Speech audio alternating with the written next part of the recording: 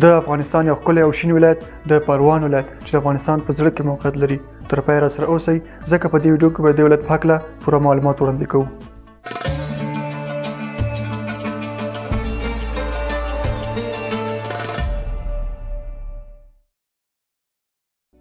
د پروان ولایت د افغانستان یو ښکلی ولایت دی چې دا ولایت د افغانستان په منځ کې جنوب ختیځ ته نږدې موقعیت لري. راځئ چې لومړی همدا وګورو چې دغه ولایت دقیق کوم ځای کې موقعیت لري. د پروان ولایت چې دغه ځای کې موقعیت لري په شمال کې له بغلان، په ختیځ کې له کاپیسا او پنجشیر، په جنوب کې له کابل او میدان وردګ او په لویدیځ کې له بامیان ولایت سره ګډه پوله لري. د دغه ولایت مرکز چاریکار دی چې له کابل څخه 4 کیلومتره واټن لري. د دغه ولایت ټول مساحت 15904 کیلومتره مربع دی چې 10 ولسوالۍ او 1422 کلي لري. د پروان ولایت کې ډېرې ښکلې او طبیعي درې هم شته لکه د غوربند دره، د ترکمن دره، د سرخ دره، د سالنګ دره، د پارسا دره او داسې نورې دي. ګلغونډۍ هم د دغه ولایت په مرکز کې یو له مشهورو تفریحي سیمو څخه ده چې ارغواني ګلونه د شاعرانو لخوا ستایل شوي دي. که څه هم د پروان ولایت ډېر وګړي د دې ولایت په لویدیځو سیمو لکه غوربند کې اوسېږي، خو بیا هم د دې ولایت ختیځه برخه نسبت لویدیځې برخې ته ډېره پرمختللې ده او ډېرې اسانتیاوې لري چې د دې عمده لامل دا دی چې په ختیځه برخه کې د کابل مزار شریف لوی لار ده او هم ختیځه برخه پلازمینې کابل ته نږدې ده. د یوې سروې له مخې د پروان 3 سلنه نفوس په کلو کې ژوند کوي چې باقي مانده نور په ښارونو کې ژوند کوي چې د دې ولایت رسمي او عامه ژبه د فارسي دري ژبه ده. د پروان ولایت یو څو سیندونه هم لري چې مشهوره د پنجشیر سیند، د سالنګ سیند، د غوربند سیند او د شټول سیند چې دغه سیندونه د پروان له اوبو څخه سرچینه اخلي. همدارنګه یو بل سیند د باریکاب په نوم هم مشهور دی چې د پروان په جنوب لویدیځ کې موقعیت لري، خو د دې سیند اوبه زیاتره وخت فعاله نه وي. د بغلان ولایت شاوخوا 15,000 هکتاره کرنیزه ځمکه لري چې د دې ولایت په مرکزي سیمو کې بیلابیل سبزیجات کرل کیږي. همدارنګه د دې ولایت نور مهم محصولات انګور، ممیز، لبنیات، غنم، کچالو، جوار او لوبیا دي. د پروان ولایت میوې هم ډېرې مشهورې او خوندورې دي. د پروان ولایت طبیعي منافع او قانون لرونکی هم دی چې هر کال ورڅخه د پام وړ عاید په لاس راځي.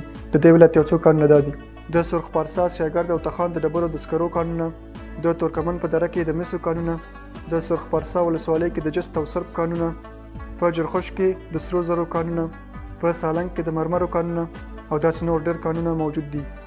د پروان ولایت 10 ولسوالۍ لري. نو راځئ چې وګورو دغه ولسوالۍ د دغه ولایت په کومو حصو کې موقعیت لري.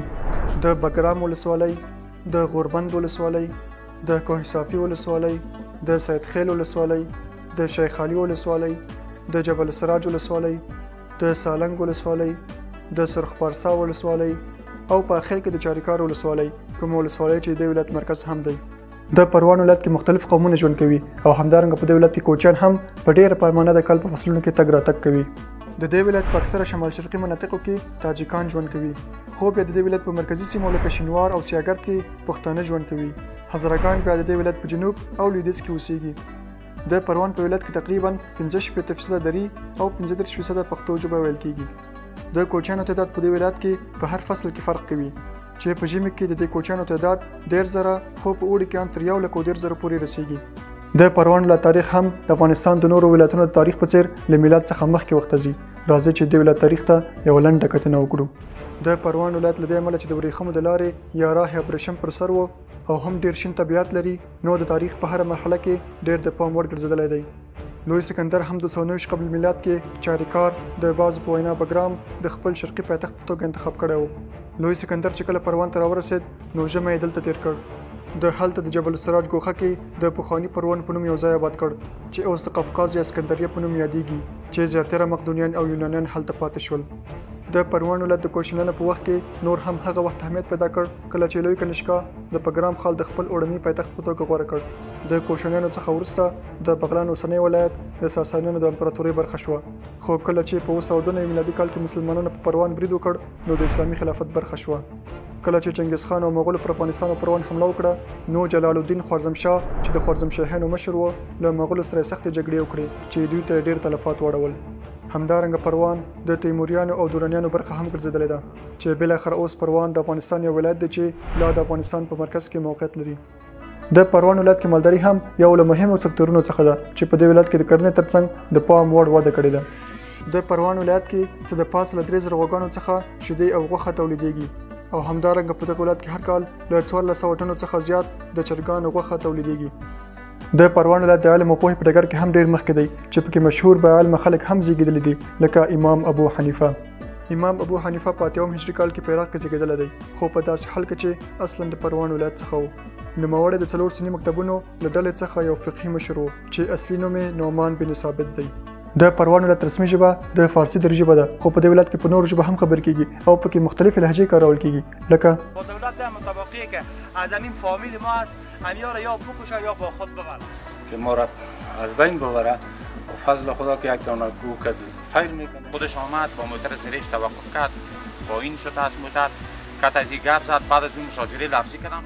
د پروان ولایت کې یو څه اندازه مشهورې فابریکې هم شته لکه د ګلبهار د نساجۍ فابریکه چې پکې 15,000 کارګرانو کار کاوه چې دې فابریکې په میلیونو متر غالۍ، ټوکرې، وړۍ، پنبه او ورېښم تولیدول.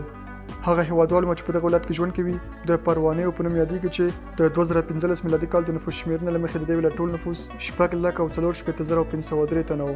مننه چې بیا هم تر پایله موږ سره پاتې شوئ او د پروان ښکلی ولایت مو هم تر پایله موږ سره ولید. که تاسو په دې ولایت کې نور هم څه لیدلی وي نو حتماً له موږ سره هم شریک کړئ او له موږ سره پاتې شئ ځکه په بله ویډیو کې به یو ځای د پکتیا ښکلي ولایت ته ځو.